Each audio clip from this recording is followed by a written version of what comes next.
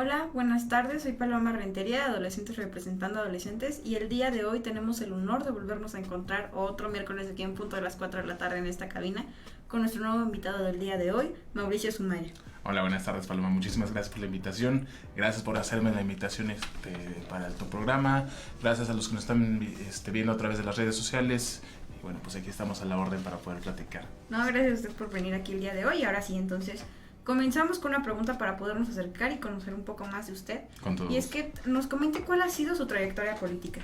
Pues bueno, la trayectoria política de Mauricio Sumaya en este caso, empezamos desde el 2006.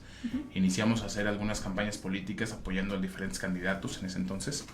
La política en sí en Mauricio surgió, ¿por qué Mauricio se empezó a meter en el tema político? Fue gracias a mi abuelo. Mi abuelo fue un gran ícono en mi vida y fue una persona que justamente él me enseñó todo el tema político, ¿no? Él fue presidente de la Cámara de Diputados a nivel federal. Fue asesor de un presidente en ese entonces, estamos hablando de los 60 y tantos años. Okay. Entonces, a raíz de ahí obviamente pues traigo la línea de familia política. Y pues para mí justamente fue importante empezarme a meter todo en el ramo político y inicié desde el 2006 apoyando en algunas campañas como brigadista. Después apoyé a mi papá, que fue candidato también en otras contiendas electorales, apoyando en coordinar en algunas secciones. Y de ahí obviamente pues estuve como sumándome también en otros diferentes proyectos a diferentes candidatos, ¿no? Entonces tu interés y tu interés proviene por tu familia y tu trayectoria la fuiste generando desde el 2006. Sí, la fui generando desde el 2006. Mi intención justamente surge, precisamente por el tema de mi familia, pero también surge porque veo las necesidades que existen dentro de la sociedad. Okay. Desafortunadamente hay cuestiones que se han dejado a un lado, muchos grupos marginados. Y en especial digo el distrito que yo estuve en este caso representando en estas elecciones, sí, claro, que es una de las zonas más marginadas, es una de las zonas más olvidadas, que desafortunadamente no se ha podido cambiar o hacer algo al respecto. Esperemos que en esta ocasión se pueda empezar a ver otro tipo de escenarios, ¿no? Ahora, estamos entendiendo que tú formas parte de un partido político llamado Morena. Así es. ¿Cuál es tu balance de el actual gobierno del presidente Andrés Manuel López Obrador? Bueno, el balance del presidente, como todos los balances de todos los gobiernos que ha habido a raíz de la historia, el balance de su gobierno para mí ha sido bueno, ha sido un buen gobierno, obviamente con diferentes problemáticas en diferentes situaciones, empezando por el tema de la pandemia, empezando por llegar obviamente a tratar de combatir lo que es la corrupción, empezar a cambiar diferentes escenarios desde el inicio de una administración en la cual tampoco contaba con el recurso necesario para poder hacer el frente a la oposición, ¿no? O en este caso poder cambiar desde el día 1 la situación que estaba viviendo el país, ¿no? Y ahora, revertiendo ese zoom y viniéndonos específico al estado de Querétaro, ¿cuál es tu opinión acerca del inicio de esta nueva administración? Yo espero que empiece con el pie derecho. Espero que las cosas surjan bien y que se vaya caminando de forma conjunta con la sociedad, que se tomen a todos y cada uno de los grupos de la sociedad en cuenta, no nada más algunos grupos. Yo lo que espero es que esta administración, en este caso que le está encabezando el gobernador Mauricio Curi, que efectivamente se empiecen a hacer las cosas distintas, ¿no? Que efectivamente empiecen a haber cambios, que se empiece a invertir en obras necesarias para toda la sociedad, que se tomen en cuenta a todos los sectores populares. Ahora, empezaste hablando de cambios, sin embargo, ¿tú qué opinas de que muchos de los en ese entonces funcionarios se reeligieron y ganaron en esta elección? Desafortunadamente hay unos temas que a lo mejor obviamente pues no, en lo particular yo te puedo decir que estoy en total desacuerdo. Sí, claro.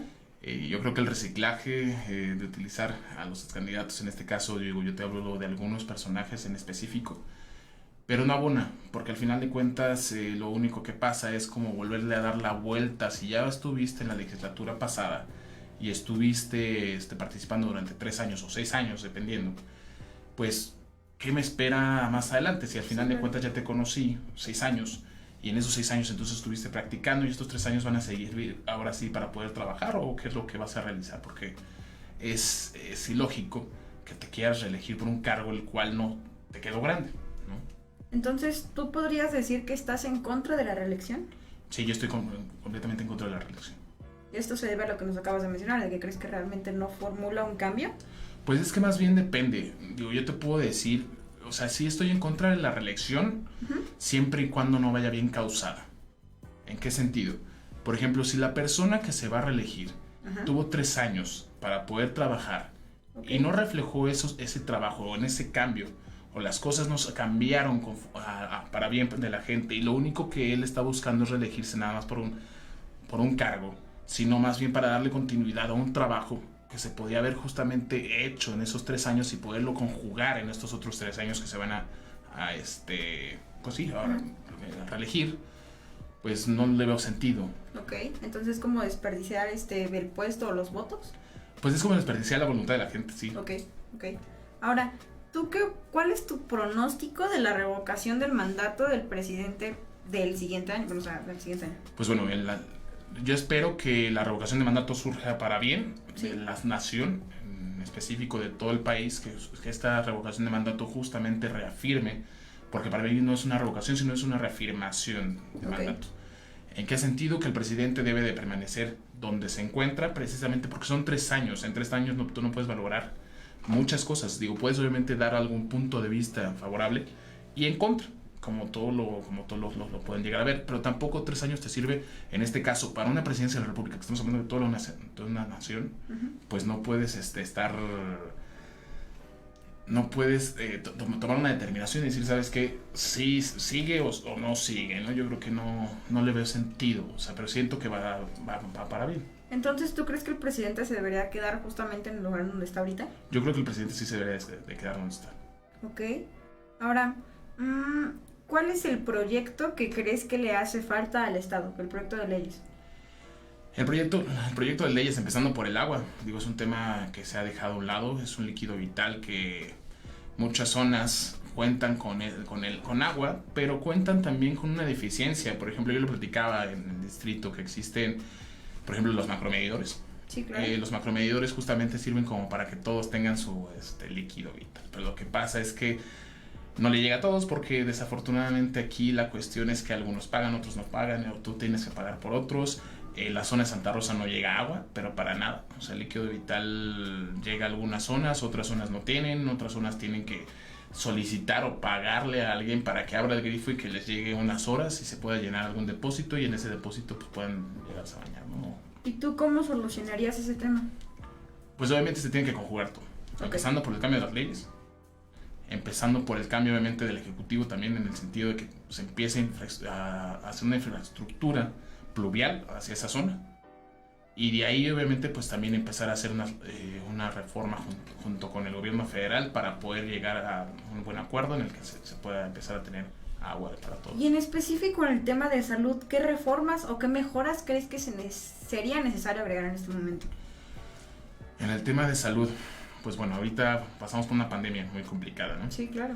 Que ahorita la reforma que yo creo que podría beneficiar a la sociedad, y que es cuestión de analizarlo como todo, pero yo creo que la reforma que se podría hacer es justamente el asunto de que puedan tener acceso a las medicinas, todos los estados, pero sin demora. No sé si me va a entender.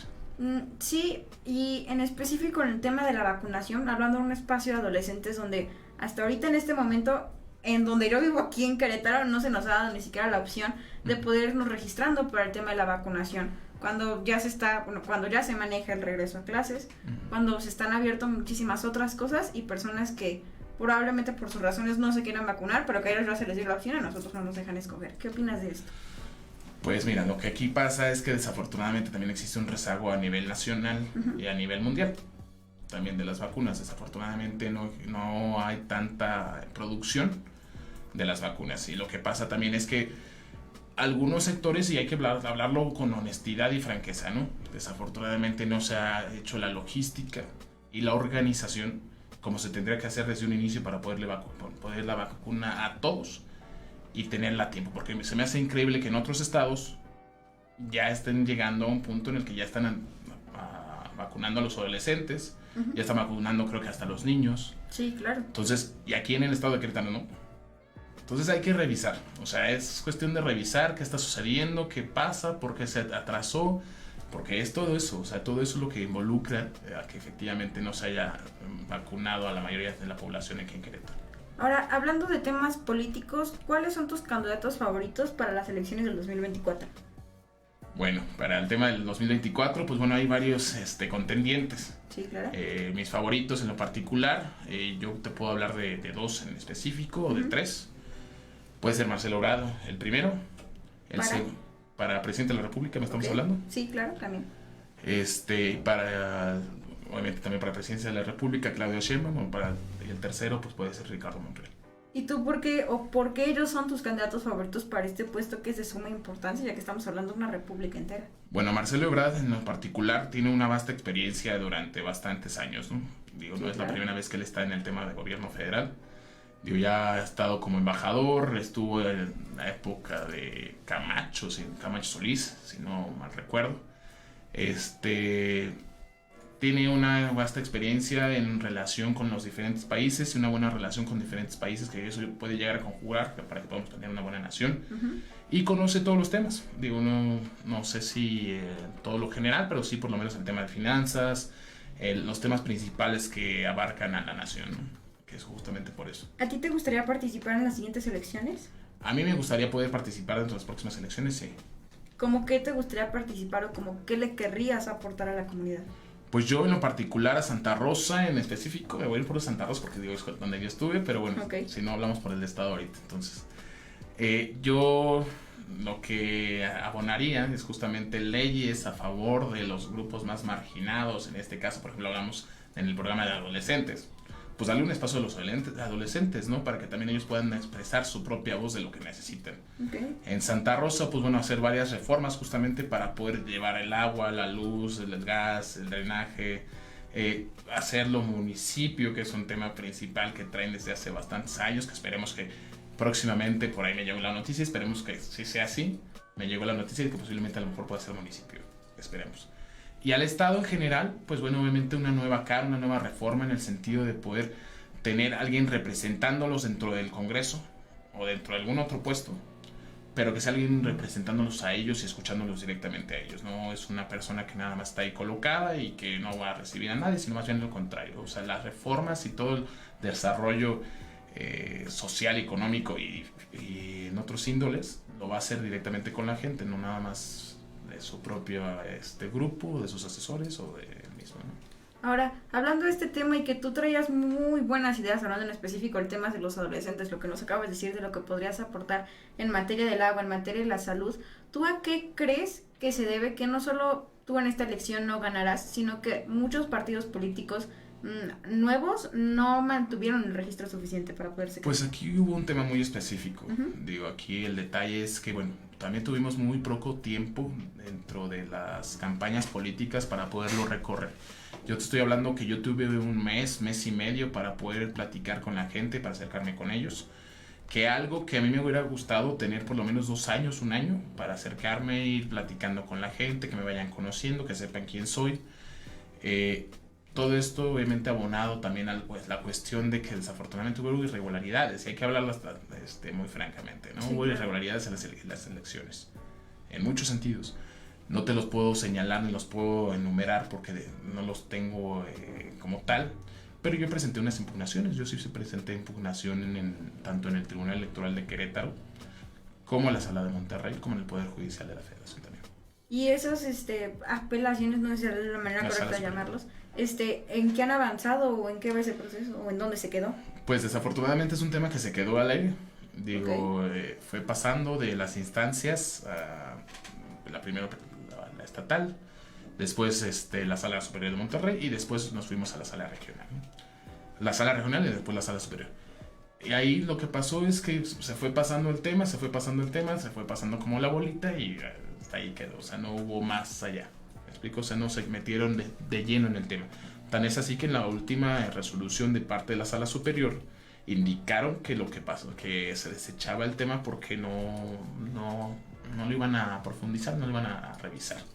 Bueno, de hecho días anteriores tuve el honor de poder tener aquí con la cabina a una de las candidatas a diputadas que justo estuvo contigo en esta misma elección, Cintia Medina, y me está comentando algo muy similar a lo que tú me acabas de comentar, sobre que muchas personas ni siquiera habían conocido a la candidata que ya en ese entonces era diputada local de su mismo distrito, que dentro de diversas circunstancias y irregularidades, como el hecho de que probablemente siguiera cobrando su sueldo y que no se hubiera salido de esto, que no hubiera asistido a los debates impuestos por la comunidad para conocer sus distintas ideologías. ¿Nos podrías decir si esto es cierto, si esto no pasó, o cómo se vivieron las elecciones dentro de ese distrito? Pues yo te puedo decir que, digo, yo hice un camino muy arduo. Obviamente me llegué a encontrar algunos de mis, podemos decirlo, ex contrincantes, Ajá, tal ¿sí? cual. Beatriz Marmolejo brilló, pero por su ausencia. O sea, Sí, claro. ella brilló porque no se encontraba, porque no la localizaban, porque se alejaba, porque etcétera, etcétera, etcétera. Él ya lo único que sabe hacer es pararse bonita en algún lugar y poder dar algunas palabras y hasta ahí. Pero la gente no la conoce. Digo, y hay que ser muy francos, la gente no la ubica, no la conoce desafortunadamente porque no acude, porque no se presenta, porque no camina, porque no recorre, porque es así. Desafortunadamente Beatriz Marmolejo en lo específico, hasta en la misma legislatura, digo, hay que saber cuántas iniciativas metió la diputada, pero por lo menos yo sé que metió 2, 3 y de ahí creo que nada más. Entonces, ¿eso qué te indica? De una persona que si realmente va a trabajar, pues por lo menos tienes que meter entre 30, 40 o 50 iniciativas para poder obviamente pues pasar por lo menos unas 10 o 15 iniciativas, ¿no? Lo que llevas en tu trienio. El detalle es que ella no lo hizo. Y lo que pasa con los partidos chicos, desafortunadamente aquí, pues obviamente no existió un apoyo. Obviamente el competir contra maquinarias muy fuertes y muy bien aceitadas. En el caso, por ejemplo, de Acción Nacional, en el caso del Partido Revolucionario Institucional y en el caso del Partido de Morena, ¿no? Que son partidos pues vaya más reconocidos, que tienen una vasta experiencia, que tienen mayor camino, que tienen obviamente por ejemplo, en el caso de Morena, pues bueno, obviamente el presidente, en el caso de Acción Nacional, pues tenemos un gobernador, en el caso del PRI, pues bueno, ya tiene bastante tiempo, ¿no? Entonces es lo que pasó justamente con los partidos chicos. Ahora, volviendo al tema de la actual candidata reelecta, ¿tú crees que en este momento ella debería estar presentando una nueva iniciativa de ley o apoyando el tema en específico que hablaste sobre la municipalización? Ay, qué complicada palabra, de Santa Rosa. Pues yo creo que sí. El detalle es que esa iniciativa ya la presentó, justamente por ahí llegué a platicar, porque obviamente en este andar político también conoces personas y conoces amigos. Sí, claro. No necesariamente tienen que ser a lo mejor de tu mismo partido, sino de otros partidos también puedes llegar a conocer. En este caso, por ejemplo, a Cintia, ¿no? Que yo la llegué a conocer y que la conozco y que he platicado con ella y demás, y obviamente ella me platicaba que ella metió una iniciativa Sí, claro. al Congreso. Y pues creo que es fecha al día de hoy que creo que no le ha dado respuesta. Entonces hay que preguntarle a la diputada, más bien Beatriz Marmolejo, si realmente le interesa, no le interesa o lo va a dejar a ¿Qué un está lado, pasando en ese municipio? Bueno, en ese esperemos futuro municipio. Esperemos en un futuro municipio, ¿no? Ahora, dentro de tu partido y estando en un programa de adolescentes que regularmente lo solemos mencionar, pero ¿cuál crees o cuál es el papel que juegan los jóvenes y los adolescentes en Morena? Bueno, el papel que deberían de jugar, Deberían de jugar es bastante importante. Porque estamos hablando que en el 2024 la mayoría de votantes o de electores van a ser jóvenes. Sí. Entonces en ese sentido deberían de voltear a ver también a los jóvenes y empezar a trabajar con ellos desde ahí. El detalle es que desafortunadamente también hay cuestiones muy rezagadas en Morena, dentro del mismo partido, ¿no? Existen muchos temas en lo interior.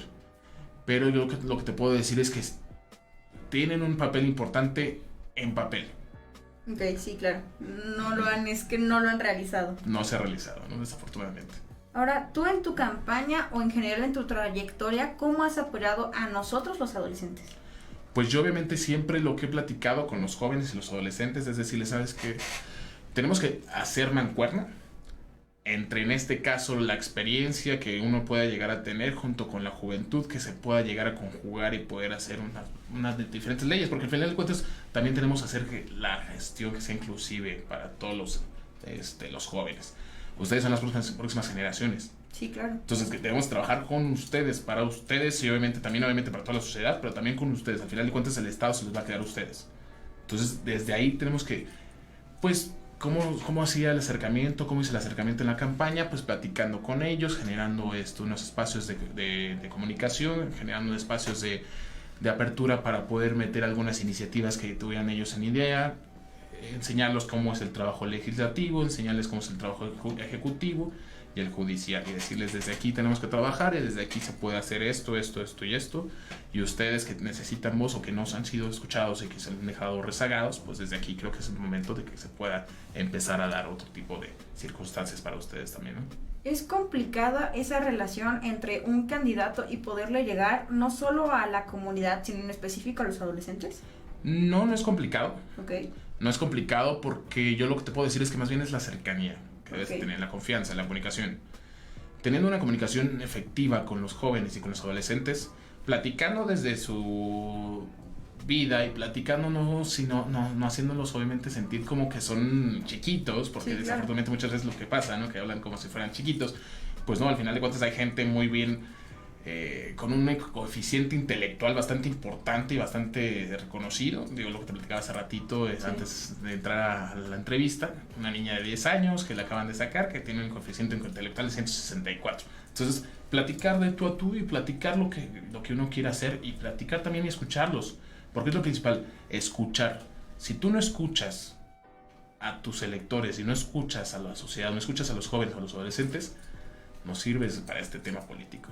Porque al final de cuentas que es principal y primordial que los escuches. Desde ahí tienes que trabajar con ellos. Ahora, siendo un tema que tú nos compartiste que en realidad no hay tantas dificultades como lo podría parecer desde este lugar, desde afuera de sus campañas, ¿por qué crees que muchos candidatos o inclusive un grave error de que muchos partidos políticos no lo han llevado a cabo? Pues también digo, el tema de los adolescentes, te puedo decir que también es un tema electoral y también mucho de leyes. Sí, porque al final de cuentas tú no puedes salir con un niño, con un adolescente, con un menor de edad, en este caso, con fotografías y obviamente como no puedes salir en las fotografías, no puedes salir en los medios, no puedes tomarles fotografías, o sea, no puedes generar esto, o no deberías, porque es así, en base a la ley no deberías. Pero lo que pasa es que justamente por eso no lo ven como un foco importante los políticos, ¿me explico? Porque al final de cuentas, pues bueno, no salen en las fotos, no salen pues sí, no es como la imagen importante que te pueda dar un plus o un alce en la campaña para que puedas acercarte a ese sector. Entonces por eso justamente lo dejan como un lado. Okay. Que no debería de ser así, por supuesto que no. Que debería de ser distinto, claro, pero desafortunadamente no lo han sabido. No se ha llevado a cabo. Uh-huh. Ahora, en específico en el tema de los partidos políticos, ya tomando en cuenta que pues hay claramente distintas restricciones debido a que somos menores de edad. Sin embargo, pues ya partidos políticos conforman grupos juveniles. Sin embargo, recordemos que un joven, y por eso el programa se llama Adolescentes Representando Adolescentes, es precisamente por la edad. Un joven es una persona de 18 a 30 años. Exacto. Sin embargo, en ese ámbito, ¿dónde podemos o dónde podríamos participar nosotros, personas menores de 18 años siendo adolescentes? Pues yo lo que digo, pueden participar, sí, en el tema político, y me gustaría que participaran en el tema político, sí. Pero, pues bueno, pueden participar desde asociaciones civiles, pueden participar desde organizados en cuanto a grupos de adolescentes. Pero yo creo que más bien aquí solicitar directamente que las leyes se puedan llegar a cambiar y que a lo mejor no que los adolescentes se les tome en cuenta como mayores de edad, porque creo que será un error. Sí, claro. Pero más bien que sí se les pueda meter activamente a algún partido político y desde ahí obviamente se pueda construir con ellos. Ahora, en tu experiencia de campañas políticas, desde el 2006 trabajando y viendo a en este caso a tu abuelo que nos comentaste, viviendo una carrera política donde tiene una amplia experiencia y que tú el día de hoy no la puedes venir a compartir aquí, uh-huh. ¿Cuál sería un consejo o una recomendación que nos harías a nosotros como adolescentes? Construyan en base a la unidad. Si van a hacer un camino y andar político, en este caso tú, Paloma, te sugiero que realmente escuches a la gente mayor, a la gente adulta, que obviamente ustedes también trabajen desde el lado de la sensibilidad humana y que obviamente escuchen también a la gente marginada, que es lo principal. O sea, no nada más escuchen a algunos sectores, escuchen a todos en lo principal.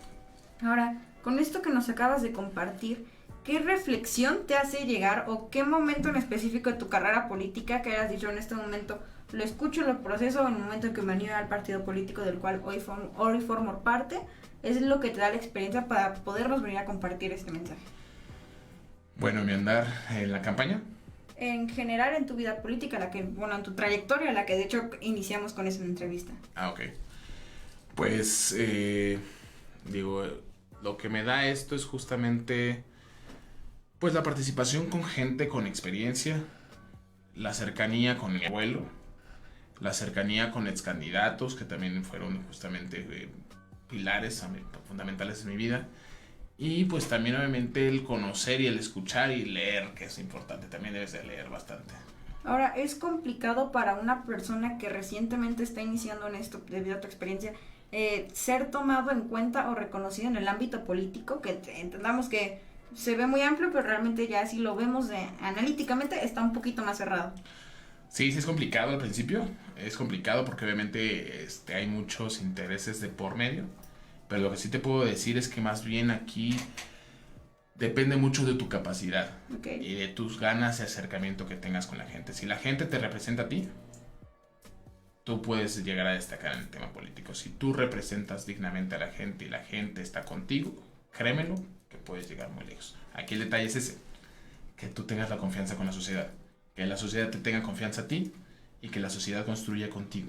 Desde ahí es como justamente todos los caminos se abren y todas las puertas se te abren. ¿Y tú cómo lograste encontrar esa parte de la comunidad y de la sociedad donde te sintieras representado y que a la vez ellos se sintieran cómodos contigo? Pues yo me sentí desde sus comunidades, desde sus casas, desde sus calles, desde sus tradiciones. O sea, poder convivir con ellos en todos esos sentidos fue lo que a mí me dio como una apertura para poder obviamente sentirme representado por ellos y adoptar sus propias creencias, sus tradiciones, su andar, etcétera, etcétera. Y desde ahí es como justamente ellos se sintieron de confianza conmigo. Y me dieron la confianza y el acompañamiento durante toda mi trayectoria de campaña. Entonces, ¿tú nos podrías decir que lo que el día de hoy te hace ser la persona que eres, el candidato que saca estas ideas, estas propuestas, estas reformas que el día de hoy nos viniste a compartir, es precisamente la convivencia que has tenido con las personas?